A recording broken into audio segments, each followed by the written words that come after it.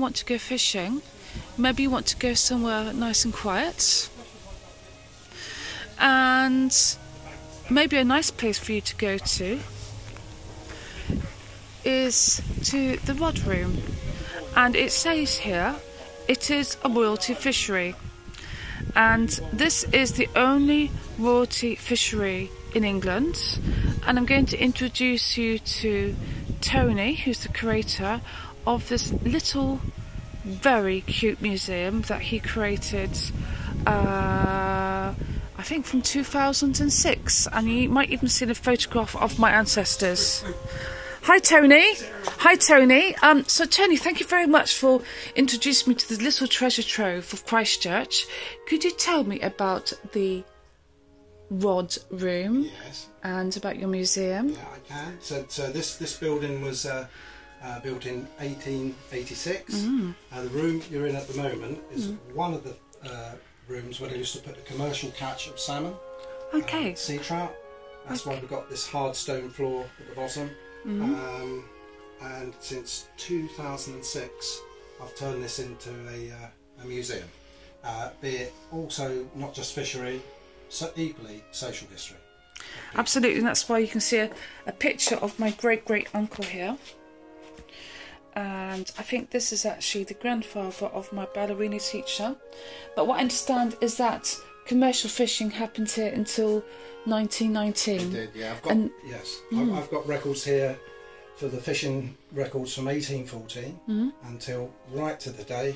And commercial fishing, although it stopped a bit earlier, officially the last year was 1919. That's when all the nets, not just on the royalty fishery, but the other stations further up the river, were all taken off. Okay. So that's when it actually came, and since then, it's purely a sport fishery.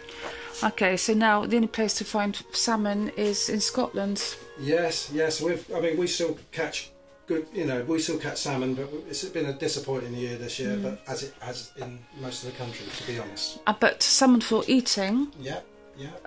We have to get salmon from Scotland. You do, or unfortunately now you even got to buy farm fish. Exactly. That's the name of the game, unfortunately. But actually, to buy wild fish now would be colossal, and all salmon now, certainly on this river and in England and Wales, have to be returned to the water. Exactly. And now you've got some interesting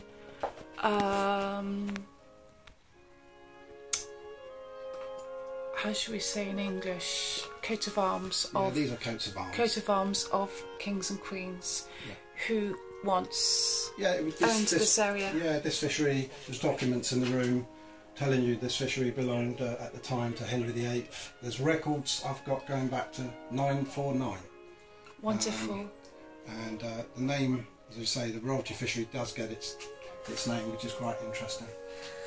Okay, and this is definitely not fish to eat. No. Yeah. No more. No, definitely not more. not. Yeah. At the top there we have a barbel. Okay. Then next down is a salmon that was caught here in 1933. That's right, you mentioned. Which is £32, and then below that is a pike of £26. Wow, wonderful. Definitely not fish for eating. No. Okay, and here you've got your different trophies. Yeah. And here I can see even a shoe that once belonged to my great-uncle and his pipe. That's correct. That's wonderful. Well, thank you very much, and I will definitely come back here again. And here you've got the different nets. Yes. So thank you, Tony. And also another good reason to come here is that you've even got a comfortable seat to sit on. Yes, you can easily go to sleep. Yeah.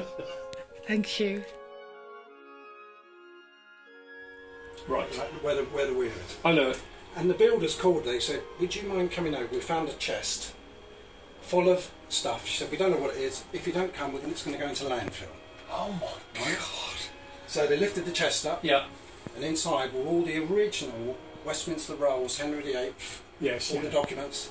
The original of that, which is, and the historians have crawled all over that since I've had that. Yes. And it was an absolute treasure trove for documents. Yeah. Absolutely incredible. Royalty wow. documents. Wonderful. Everything. That document, I've had the original in a leather case in my hand. Right? And Cromwell, the reason Cromwell would have also had it in his hand, he judged that case himself.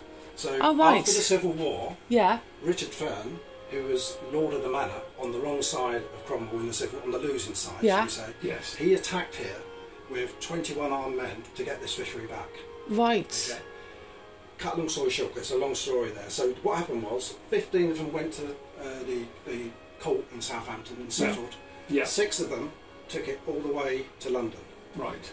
I couldn't read Old English now. I can read that quite quickly. Yes. I've got used to it. But a guy at the time, Ted Baker JP of Ringwood, Yes. he's an expert. Yeah. He does it. He done them all for the all for the history centres. Yes.